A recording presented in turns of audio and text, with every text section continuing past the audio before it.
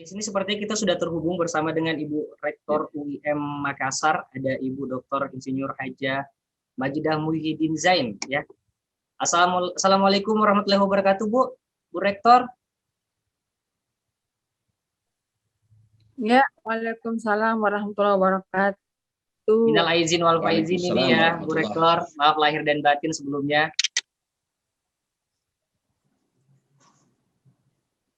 Sama-sama. Baik, Bu Rektor, ini kita membahas seorang sosok dari Andre Gruta, Kiai Haji Sanusi Baco yang sudah berpulang ke rahmatullah tanggal 15 Mei kemarin, yang memang ini meninggalkan duka yang mendalam terhadap teman-teman, kerabat, maupun tokoh-tokoh agama yang mengenali beliau. Nah, dari Bu Rektor sendiri, melihat dari sosok Andre Gruta, Kiai Haji Sanusi Baco ini seperti apa?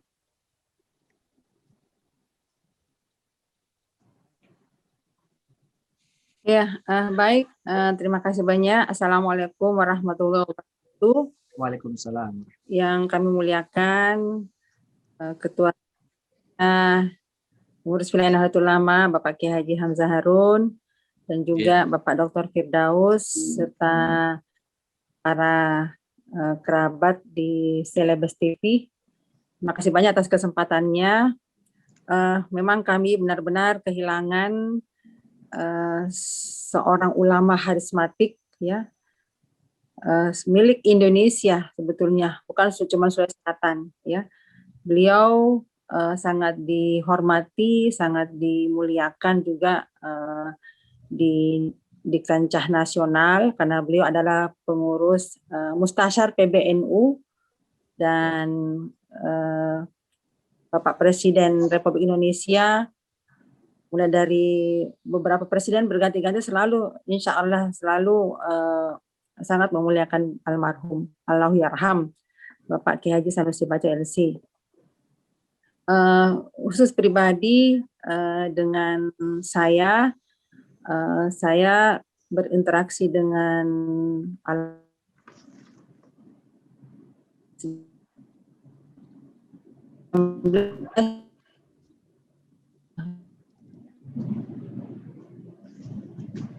Om 34 tahun.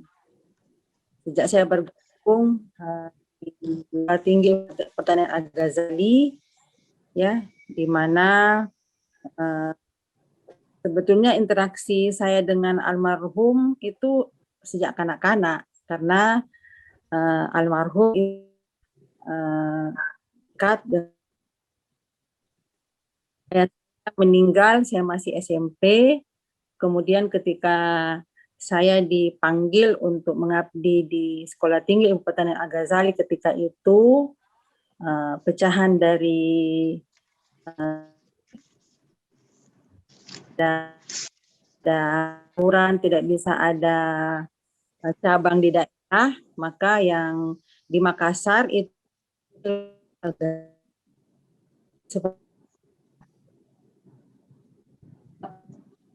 khas pertanian. Kemudian saya langsung dipanggil untuk mengabdi, menggantikan Prof. Nasaruddin Umar, wakil dekan 2 ketika itu, ketua 2 ketika itu, karena sekolah tinggi dipimpin oleh ketua, dan Prof. Nasaruddin Umar itu menjadi ketua 2, saya menggantikan beliau. Disitulah saya secara intens berinteraksi dengan Guru Tak, dan setiap saya bertemu, beliau selalu menceritakan tentang sosok ayah saya. Dulu saya selalu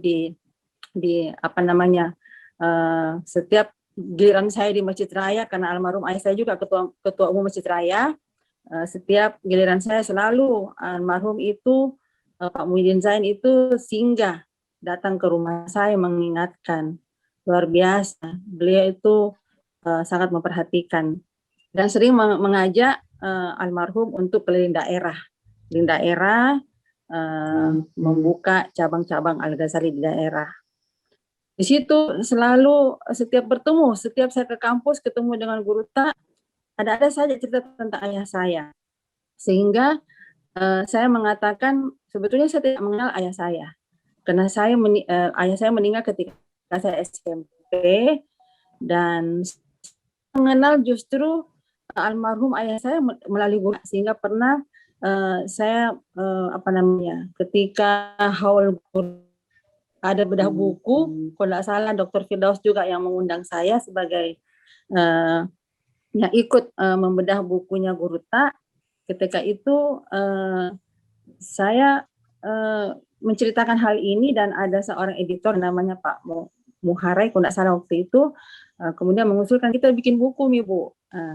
Waktu itu kita mengambil judul Mengenal Ayah dari Guru Tak. Itu sampai sekarang obsesi itu belum terwujudkan, karena memang betul-betul saya mengenal sosok ayah saya dan melalui Guru Tak. Jadi bagaimana kedisiplinan, bagaimana ketegasan ayah saya, sehingga secara tidak langsung sebetulnya Guru Tak ini membentuk karakter saya untuk disiplin, untuk tegas dan sebagainya, untuk amanah.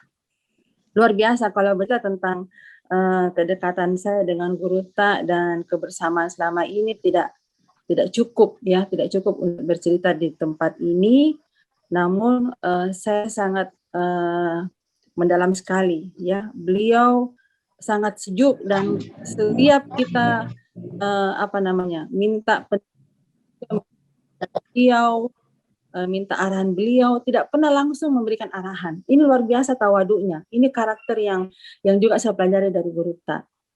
Tidak menggurui tetapi memberikan contoh dengan berbagai kisah-kisah zaman dahulu, sehingga kita sendiri yang menguraikan, kita sendiri yang menafsirkan, oh begini maksudnya. Luar biasa. Jadi kita minta nasihat, minta tetapi beliau selalu ada ilmu yang diberikan kepada kita sehingga kita bisa memetik hikmah dari apa yang beliau sampaikan. Itu gaya Guru Tak dalam memberikan pengarahan kepada kita, dalam memberikan nasihat tidak langsung. Beliau mencontohkan dengan berbagai kisah dan ilmu-ilmu yang kita sendiri yang menafsirkan. Dan secara tidak langsung beliau membimbing kita, beliau mengajar kita. Jadi walaupun saya bukan santri langsungnya, tetapi banyak saya ini murid dari berbagai interaksi setiap saat dengan beliau selama 34 tahun. Jadi kepergian almarhum memang sangat tiba-tiba dan tentu kita semuanya sangat kehilangan, ya susah mencari padanan beliau, ya, tapi beliau sudah banyak melahirkan kader-kader, insya Allah. Hal yang saya katakan, hal yang perlu kita lakukan saat ini sepeninggalan beliau, tentunya meneruskan apa yang menjadi cita-cita harapan beliau. Ya, saya terakhir bertemu beliau Ramadan, saya ke kediaman beliau Ramadan pas sehari yang ke-84 saya ke kediaman beliau. Di situ saya banyak juga melaporkan berbagai hal tentang perkembangan perguruan tinggi yang saya pimpin, di mana beliau adalah selaku Dewan Pembina Yayasan. Sejak almarhum ayah saya meninggalkan UIM, beliau yang meneruskan. Kemudian di situ sempat beliau seorang Kiai Harismati, kemudian orang yang beliau guru kita, panutan kita, kiai kita, masih mau mengingatkan saya, sudah Ibu Rektor sudah terima jadwal ceramahnya di Masjid Raya? Iya sudah Abah, karena saya selama ini memanggil beliau Abah. Saya anggap beliau adalah ayah saya, karena saya ditinggalkan oleh ayah saya masih SMP. Saya kehilangan sosok ayah saya, sehingga beliau lah sebagai ayah saya. Jadi saya selalu memanggil beliau dengan Abah. Iya Abah, saya sudah terima. Jadi beliau juga yang pertama kali di Masjid Raya itu menjadwalkan perempuan untuk bersama di Masjid Raya. Pertama kali kalau tidak salah tahun 2009 ya, 2010 mulai itu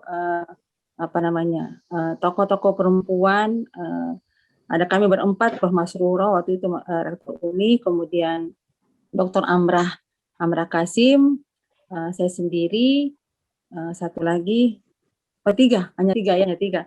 Sejak itulah setiap tahun saya dijadwalkan di Masjid Raya, dan sama juga yang disampaikan oleh, sempat saya menyimak Pak Kiai Harun, saya gemetaran juga kalau setiap saya ceramah di Masjid Raya selalu Guru Tak itu selalu ingin hadir menyaksikan.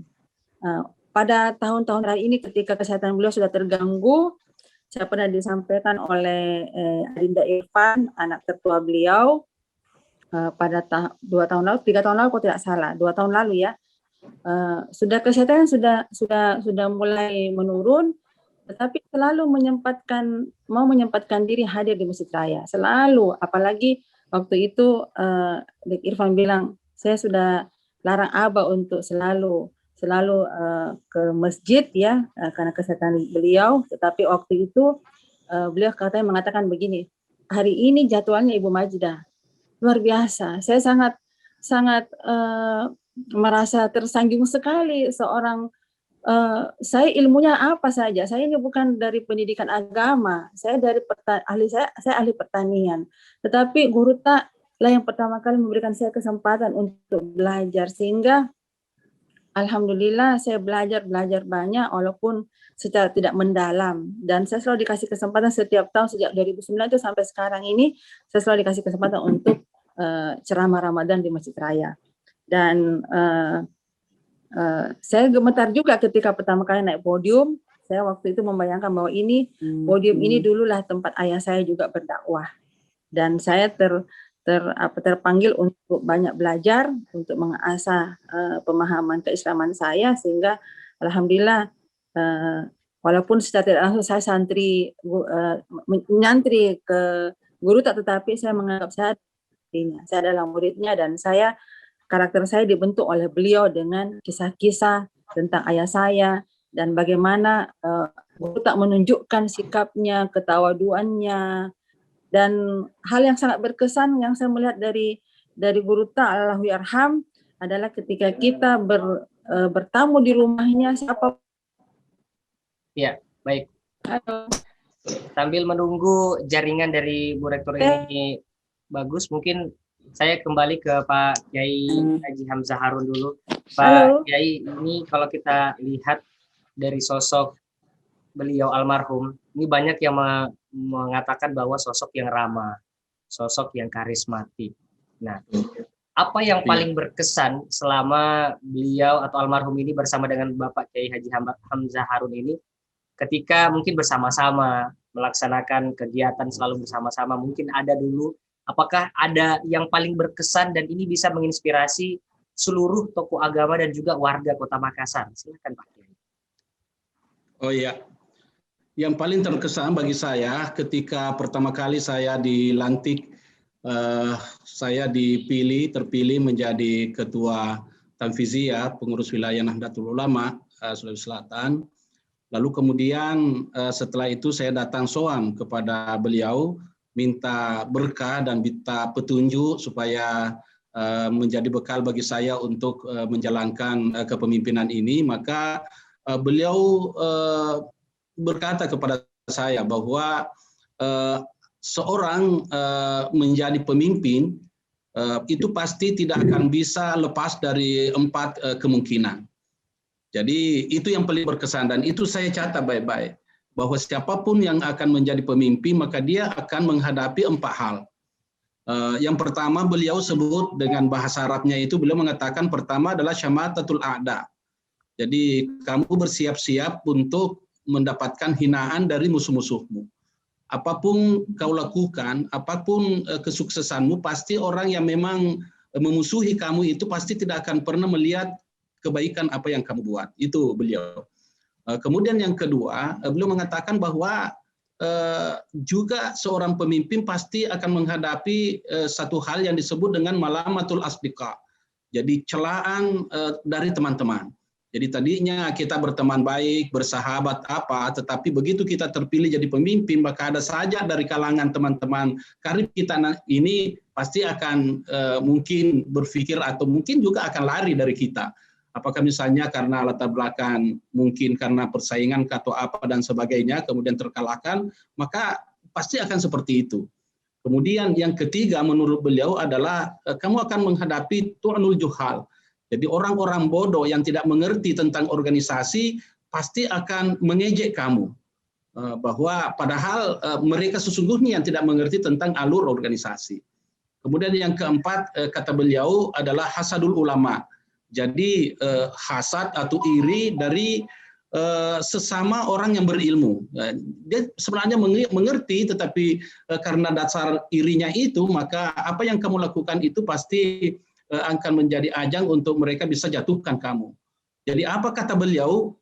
Jika empat ini yang kamu hadapi, kamu sabar, kamu tidak menjadikan kamu bisa membalas lebih besar daripada apa yang mereka lakukan, tapi kamu sabar, serahkan kepada Allah, banyaklah berdoa kepada Allah, fa in sabara ja'alahullahu imama yuqtada bih. Kalau kamu bisa sabar menghadapi empat kondisi ini, maka kamu akan pantas menjadi seorang pemimpin yang bisa diikuti.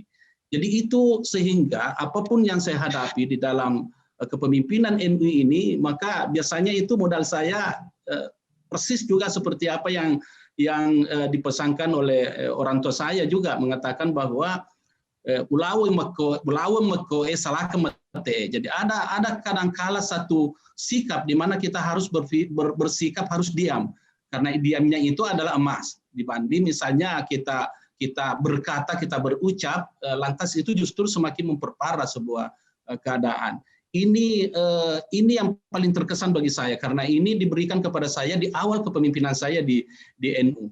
Karena itu kadangkala ini juga menjadi modal untuk bagaimana bisa menularkan situasi ini kepada teman-teman saya, bahwa sebenarnya tidak selamanya kita harus berucap, tetapi kadangkala diam itu adalah emas, dan itu lebih hikmah daripada kita berkoar-koar.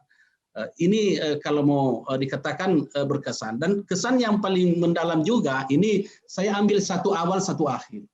Jadi sebelum beliau setelah sholat Lebaran, kebetulan tahun ini saya diminta oleh masyarakat Sidrap untuk memberikan khutbah Id di Masjid Raya Islamic Center Sidrap. Maka setelah dari sana, Id di Masjid Raya Islamic Center, di Masjid Raya Islamic. Iya. Halo, terdengaran? Iya, kedengaran Pak Kiai. Ya. Oh iya, baik.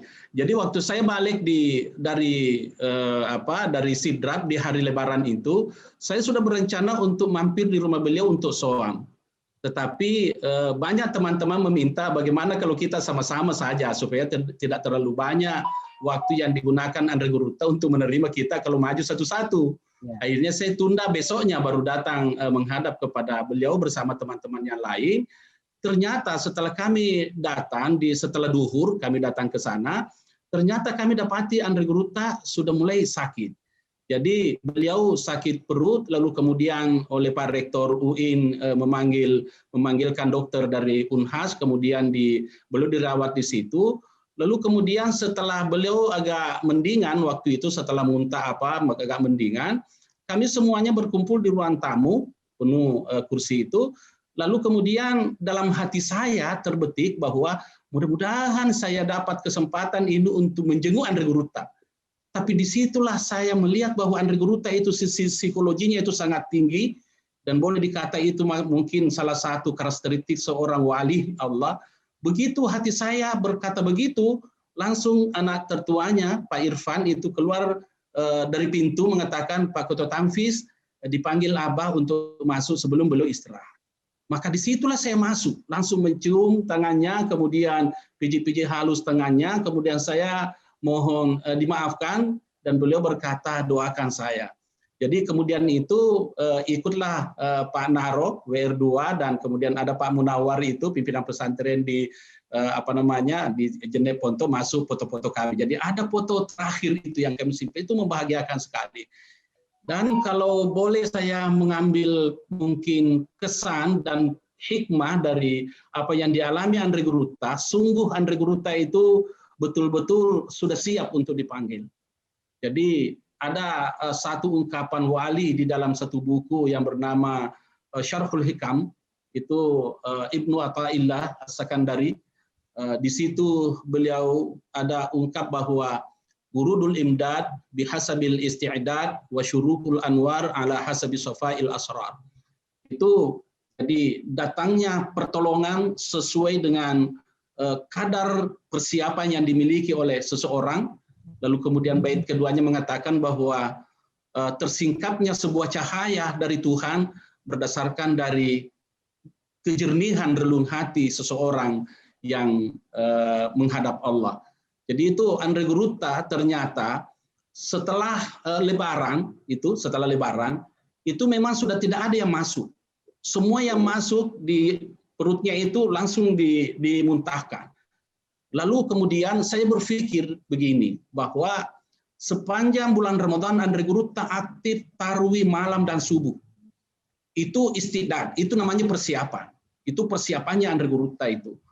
Lalu kemudian tentu karena sesuai dengan petunjuk hadis Nabi mengatakan bahwa siapa yang beriman, siapa yang beramal melakukan ibadah Ramadan dengan tulus ikhlas sebulan penuh, maka dia akan keluar dari Ramadan seperti keluarnya dari perut ibunya. Tidak tersisa sedikit pun dosa-dosa. Itu dari sisi spiritualitasnya sudah bersih, jernih. Itu persiapannya.